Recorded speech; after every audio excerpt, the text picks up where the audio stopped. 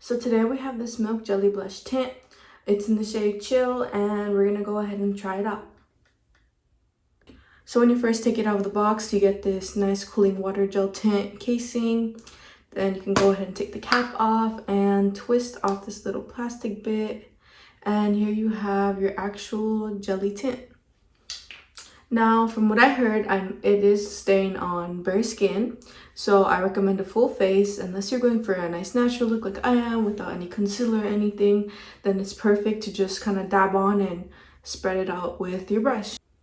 So here's the stain, and yes, it does stain, but it does kind of spread out nicely. So here is my jelly water tint here.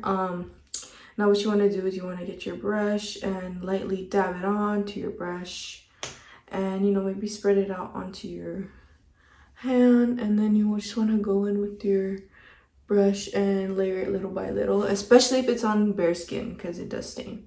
So here's one side. It brings a nice little blush effect to my face.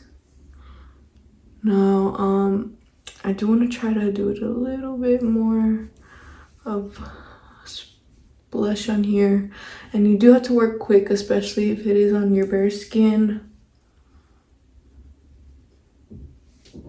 So there's that side, and then you want to go ahead and do it on the other side. So there's it on both sides, and I'm also going to add some on my nose to make my nose a little bit more defined on the tip.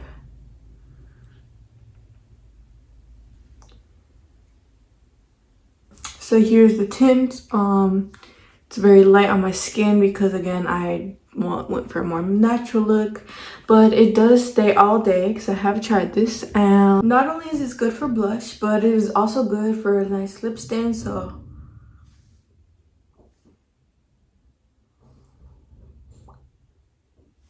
there we have a nice cute little lip stain.